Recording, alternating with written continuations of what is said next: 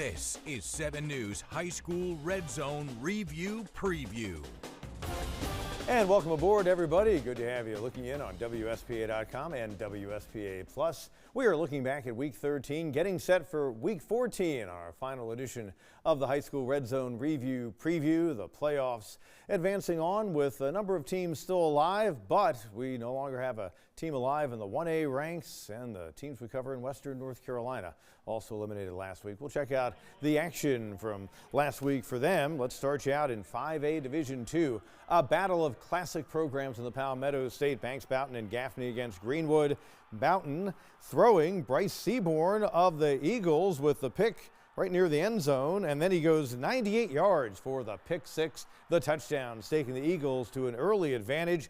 Gaffney and Greenwood had played a really tight series. It was the 31st meeting, Gaffney winning the first 16, but 10 of 11 since 88. You saw Josiah Hill get in the end zone on the touchdown, and Gaffney had a 21-14 lead at the break. Then Tristan Lewis, the Greenwood QB, cutting the deficit to, we're making it 24-21 Gaffney at that stage in the fourth quarter. Boughton and Hank Davidson and a 66-yard score for a 10-point lead. In the fourth quarter, Kendaris Bailey, second touchdown tonight, a 49-yarder, and Gaffney moves on to a 38-31 victory over the Eagles to advance in 5A Division II. You got to be excited for these guys. We came to Greenwood, which is a very historic program. We made it out. The mission right now is to have more points and to survive and advance, and that's what we did. And an Indians team, they seem to do just enough on offense. They play really good defense. And Donnie Littlejohn in his first season as the head coach after many years as the OC, with a hug for another great coach in our area, Chris Liner. Liner was trying to get his alma mater Greenwood to 10 wins for the first time since 2012 when they won 15 and won a state title, but it wasn't to be as Greenwood's season ends at 9-2, and Gaffney moves on at 9-3. So other action in 5A Division II had Hanna and Greenville in a rematch just a few weeks ago at Serene Stadium. Hanna won on a walk-off kickoff return. Well, a much different kind of story in their ball game last Friday. Brock Cole with the long run gets tackled at the 2. Nate McCollum, short touchdown, and the early 7-0 advantage for the Yellow Jackets. Later in the opening quarter, after Greenville turned it over, Jamarian Oliver on the touchdown run, 14-0 Hanna. Team that came in with 5 200-plus yard rushers. Gavin Maggin hooking up with Walker Kelly on a touchdown in the second quarter. Hanna had a 21-0 advantage. They've won 6 straight in the series, and they extend their winning streak to 10 with that triumph coming off a bye and rolling 38-14. I thought our kids came out fast and strong and built an early lead, and were able to capitalize on it. Excited, ready to celebrate for our team, 24 hours, and get ready to play whoever won on the other side. So a 3-point win and then a decisive win. The other side of their bracket had Ridgeview and Hillcrest, and Ridgeview got the win to advance on. So Hanna will Hanna's actually home against Indianland rather, and that's who they will play coming up on Friday night. And Gaffney gets ready for a trip to mighty Northwestern. In 5A Division I, meanwhile, you had teams that got byes last week, like the Dorman Cavaliers, trying to show that they were still in stride after winning 8 out of 10 in the regular season. And Nick Means against Blythewood, able to punch it on into the end zone for the early 7-0 advantage. Later on, Carter Nash on the punt return. He's just a freshman, and it puts the Cavaliers up 14-0 just 4 minutes into the ball game. Nash, an impressive player and an elite baseball player, son of Curtis Nash, who was once a star for Dorman. Then up 14-0, Means getting a second rushing touchdown of the game. Dorman going on to the win over Blythewood. It is they who will play Ridgeview at home on Friday night, so Ridgeview will play at Dorman in 5A Division I in the next round as the Cavaliers improved to 9-2 in the season. They won it 44-13, pretty much on their defensive average. They went in there giving up 12.5 points a game. Elsewhere, Rock Hill and Burns in a 5A Division I battle. Rebels coming off a bye, trying to take down the Bearcats. First meeting since 2011 between a couple of teams used to be in the same region. And a crazy play right there. Balin Sexton on offense for Burns after his team fumbled, picks it up, takes it to the house. That touchdown tied the game in the opening quarter at 7 apiece. In the second quarter, Jacoby Fuller, part of an impressive backfield, gets it on in, 21-7 in favor of Burns. They roll on to the victories, so Burns will advance. Now has to travel down to the Midlands to take on Dutch Fork on the other side of the bracket in 5A Division I, opposite of Dorman and Ridgeview. And Burns will look to pull a mighty upset after winning 37-21. In 3A, the Belton Honeypath Bears, beginning last Friday, is the only unbeaten area team still as they venture on to the postseason, trying to get back to the 3A championship, win another title. Noah Thomas has been a big story this year. Great with his arm, really good with his legs. And how about the running game? You never forget about that out of the backfield. KJ Miles and the defense were also impressive. Right there, forcing the fumble, Ty Rainey picks it up on a scoop and score. And Belton Honeypath had a 14-0 lead on Southside Christian. Tajay Watson-Martin, a true star, with a pick six, just a junior. He takes it in, and BHP got to 12-0. They now get ready to move on and have to go on the road with a 52-6 win with that 12-0 mark. The team they're going to play is Woodruff, because that's how the bracket lines up. They were also a regular season region champ. They were going at it against Christ Church. Looked like it would be a walk for them. Connor Davis and Dre Jenkins made it 22-7 in favor of the Wolverines in the third quarter. But back comes Christ Church. Michael Martin bulldozing into the end zone, and the Cavaliers came all the way back to take the lead 37-33. Later on in the fourth, Aiden Gibson, the go-to guy, puts Woodruff ahead. A late field goal try by Christ Church was no good, and the Wolverines surviving with a 3-point victory, 40-37. They get set to play host to BHP. We'll preview that game in just a bit. Other side of the 3A bracket will have MVP and Powdersville doing battle. MVP trying to win for a second straight time at Crescent after getting a 1-point win at St. Joe's. Mac Anderson into the end zone for an early lead in that game last week. Anderson later to Dylan McKee, made it 14-0, but Mason Evans and Crescent made it a ball game. It was another tight win for MVP on the road as they're able to hold off Evans and Hunter Dale and the Tigers 50-49. So back-to-back 1-point wins for MVP in the last couple of playoff games. Meanwhile, Pendleton and Powdersville, this was a ball game that was tight at the half. Patriots were up by just a 6-0 lead on their Anderson County rival, but Kagan Reed to Xavier Huggins shows some sweet moves.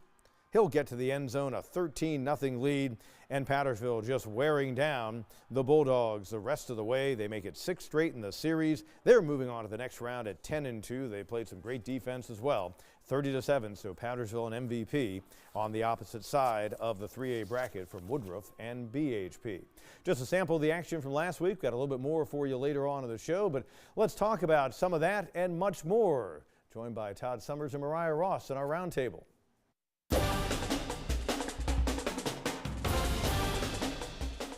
Todd, start out with you. Gaffney still alive among the 5A teams in our area. In Division II, they get ready to go play Northwestern. You saw them go against Greenwood. That, to me, was a 50-50 game going in.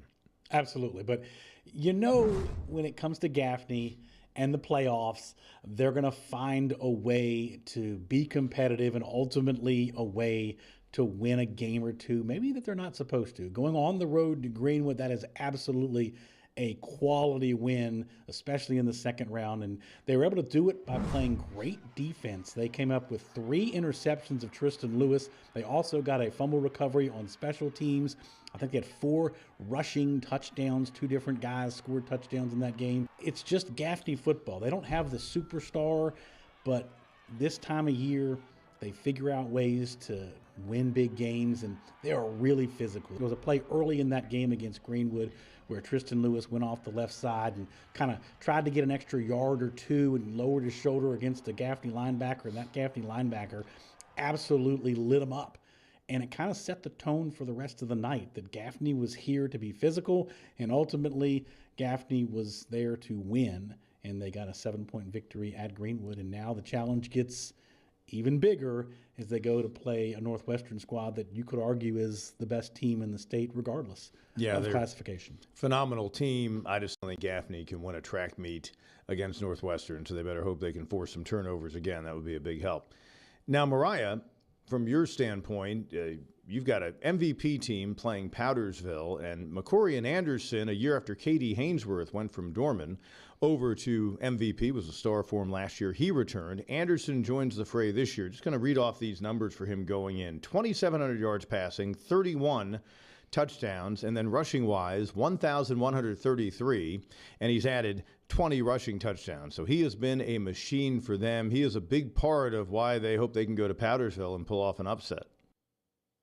Yeah, Pete, Mac Anderson is one of those athletes that head coach Gray Ramsey says make him look smart. He wasn't quite sure what he was getting when they had Anderson in the offseason. They were avoiding hitting him. Obviously, don't want to see him get hurt. So they were blowing plays dead early. He was in that red jersey, making sure everyone kind of backed off and stayed away. And it wasn't really until scrimmages that they realized what a dual threat he is. As you mentioned, his numbers, that over 3,800 total yards puts him second in the state and top 50 nationally, according to Max Preps. And he's absolutely going to have to pull out all the stops against this Powderville team, who has been putting up huge numbers on offense themselves. So, Todd, 3A is the only classification coming up this Friday where we have area teams going head-to-head. You've got MVP and Powdersville on one side, and then you're going to cover the Woodruff game against BHP, and that should be some kind of contest. Had a chance to see Woodruff play twice this year in victories over Fountain Inn and MVP. Running back Aiden Gibson had a combined 9 touchdowns. He has almost 1,700 total yards this year. He has 23 total touchdowns. And in talking with BHP on Monday, it is clear that he has the Bears' full attention. This is a Bears defense that has allowed less than 10 points a game this season. They forced 25 turnovers, but they haven't quite seen a running back like Aiden Gibson. So I think it's going to be an amazing matchup that, two high-level football teams. BHP has won all 12 of their games this year by 23 points or more. So the Bears haven't been tested, but they're going to be tested this Friday night, in my opinion. Now, Woodruff has had a couple of games where they've been tested, including last week's contest where they only won by 3 points against Christchurch. The Wolverines are 11-1. They have a loss at Wren back in late September. So they've seen what it's like to have some adversity. But Friday night, I think this is a game that's going to go down to the last 3 or 4 minutes and who's going to make a play, because I think these are two of the better teams in all of 3A. And the winner of this game could very well be in the driver's seat to perhaps win a state championship. And Mariah, you got to see Christchurch play Woodruff last week, and kind of take me back through what that was like watching Christchurch come back, because it looked like early Woodruff had that one in the bag. Yeah, Pete, Woodruff built a 22-7 lead in the third quarter, and just like that, the Cavaliers came storming back, able to make it happen through the air and on the ground to eventually take that lead in the fourth quarter. And that's when we saw Aiden Gibson come back alive, such a huge player for the Wolverines. He drove them right down the field, got them back into the end zone, so they were able to take a lead late. But Christchurch, again, not going away quietly, went right back downfield themselves and went to kick a field goal that unfortunately was missed. And so they ended up coming up just short in that game. But we saw a lot of fight from both of these teams, and something for Christchurch to look forward to with a freshman quarterback. Obviously, he can continue to grow as he grows through his high school years. And for the Wolverines, they are still in it, still in the fight. And with that big win on their back, have all the momentum going into this Friday. Well, when we come back, we're going to preview that big showdown coming up. BHP and Woodruff, what seasons they've had, what teams they are. That and more just ahead on the Review Preview.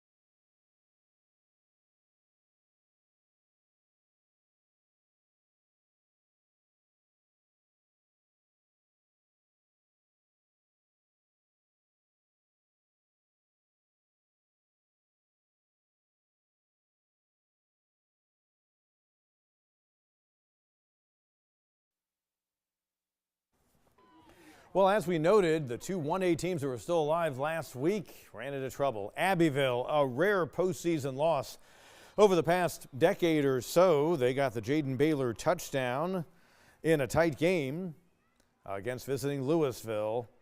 Jacorian Housey with the touchdown for the Lions. They eventually take a 29-28 lead, and that holds up. Panthers season ends at 9-3, most losses they've had in a campaign in a decade. They were seeking an 11 straight 10-win season. That won't be the case. It closes out at 9-3, where Shoals lost its game in postseason play on the road down at Hunter Kinder Tyler. Welcome back into the review preview. More from week 13 in a moment, but as we forge on into week 14, coming up Friday night in the high school red zone, two great 3A battles, and maybe none better in the entire state on any level than Woodruff being home to BHP. The Bears unbeaten, the Wolverines just one loss, a lot of firepower on each side, and back to Todd Summers with a preview of that.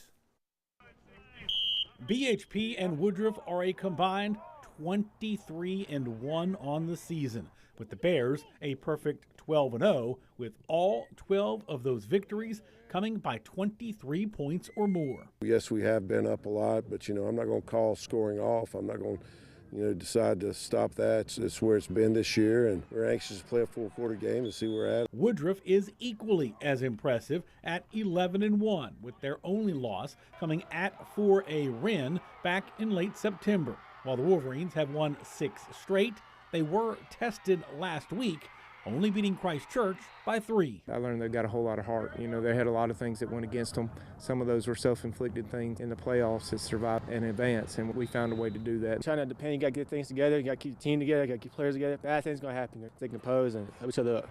Woodruff is led by star running back Aiden Gibson, who's averaging almost 185 total yards while scoring 23 touchdowns. He's a very good player. He definitely has 100% of our attention. I feel like everything they want to do goes through him. BHP relies on a balanced offense that comes in scoring more than 50 points a game and a defense that forces more than 2 turnovers a contest while allowing less than 10 points a game. They got really good backs. Number 5 is a fantastic football player. The quarterback's really dynamic when he runs. He makes throws. To me, he's what makes it all go. Yeah, Noah Thomas, we showed you a touchdown earlier from him. He has been great with his arm and his legs this year. That should be a great battle in the 3A ranks. The team's still alive in the upper state, all from our area. So we'll definitely have one of those playing for a state title. The other games coming up Friday night are area teams for us against non-area teams. See how it plays out and how many can get to Thanksgiving weekend. Well, let's return to the action from week number 13. And among the battles, you had Wren and Westside in a rematch from their Region 1-4A title game just a few Thursdays ago. Bear Woods hooking up with Jacob Lewis, and Westside made this a dominant performance. They were in control in their win on the road against Wren, but despite that Jacob Owings to Matthew Casey connection, it was all Westside to Maury Robinson, giving them even more of a lead, adding to it in a 55-20 victory. And the beat goes on. That's a 7th straight win for Westside after an 0-4 start as they advance. We're just trying to get to the next game. That's what we're trying to do. Each week, we're working to get to the next game, and we did it tonight. And that's what we're going to do. I'm not sure we got this next week, but we're going to come in, work Monday to try to win for Friday. So the Rams, the team getting it done a little bit differently this year. Only a few players returned from the past 2 teams that had made the 4A state championship, and young guys have gotten old in a hurry. Plus, they played a monster early schedule. Other side of their bracket, Camden and Daniel. Could the Lions roar once more? They survived a close playoff win at home the week before. Well, Damian Curry with that run setting up a drive that had Jace Gross hooking up with Trey Wembley. With Daniel down to visiting Camden, 17-0 in the second quarter. Gross and Wembley eventually on a touchdown connection, but it's not enough. Camden rolling in, sending Daniel home at 10-2, 52-14. So the Bulldogs now travel to Anderson with their 9-3 record and face an 8-4 Westside team. Westside's won 8 in a row. I may have said 7 in a row, but they've won 8 straight after that 0-4 start. Seneca was trying to advance in the 4A upper state. They went at it against AC Flora. Battle of 2 10-1 teams. Gavin Toma trying to continue what has been a great career for him. He entered the night with over 2,500 yards passing, roughly at that number. You saw him hit Elias McGee. Amari Verner was closing in on 2,000 yards rushing. Well, he is able to sprint to the end zone, but that cut into a Flora lead. Brought Seneca within 13 points. In the end, Flora gets the win. They advance on to play at South Point over in Rock Hill. Seneca's season coming to an end at 10-2 with that 34-21 loss. 2A, good old Clinton still around, trying to go back-to-back with state titles. And boy, the Red Devils, such an imposing team, especially that guy, Javen Cook. On the night, he has a massive total once again, 236 yards, 4 touchdowns. Cook in the end zone those 4 times against Saluda. First meeting between schools separated by about a half-hour drive since 1973. Clinton advanced on to play host to Fairfield Central tomorrow night in the 2A Upper State 35-25. Western North Carolina in the 3A ranks. Hendersonville put up a good fight against Lincolnton on the road. Well, the Bearcats were trying to get a 10th win on the year. Kieron Ward, Johnny Thompson, Jordan Buford able to get it in, but in the end, a tough way for the season and a heartbreaking 28-27 loss for the Bearcats, who close it out 9-3. West Henderson trying to get an upset at East Lincoln and get an 8th win on the year against a 9-1 team. Long completion, Cade Young, the beautiful throw. Zane McGraw began the night with over 1,500 yards rushing. Big yards right there. Some hard yards, got face masks as well, but West Henderson's season ends at 7-5 as they have fell 56-15. That's a look back at week 13. When we come back, a final look at the plays of the week from week number 13 when the review preview returns.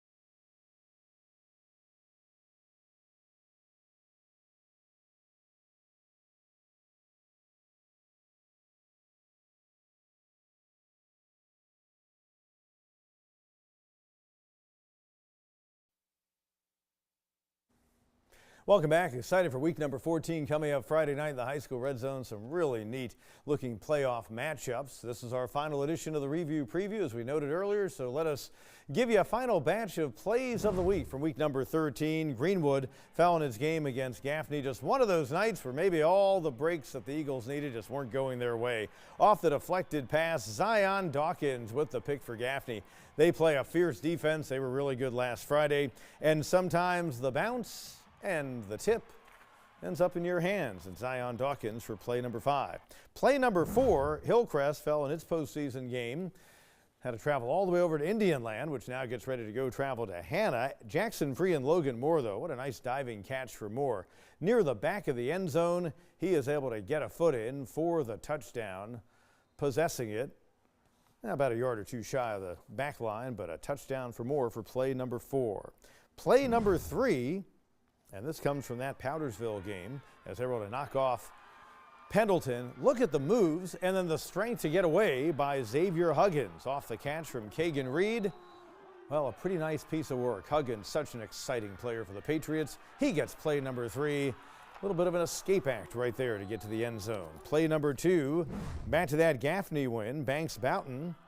Well, turnabout's fair play. You saw Tristan Lewis, a Greenwood quarterback, have it intercepted. How about Bryce Seaborn with a pick? And then 98 yards later, he had 6 points for his team. Seaborn able to step in front of the pass for a pick 6 for Greenwood, and play number 2. And play number 1, the Burns victory included, well, some luck that panned out and played out pretty well for them. Trey Segura fumbled. Balin Sexton, right place, right time. Bails out his teammate, picks it up, takes it to the end zone. They didn't draw it up that way in the playbook, at least we don't think so, but Sexton, right place, right time, heads up play for play number 1. So join us Friday night over on TV, 11 o'clock Channel 7, 11:35 on the CW62. Week number 14 of the high school Red Zone. We'll see who survives the latest round of the playoffs. Thanks so much for joining us tonight throughout the season. Until we see you next time, Pete Yanity saying so long.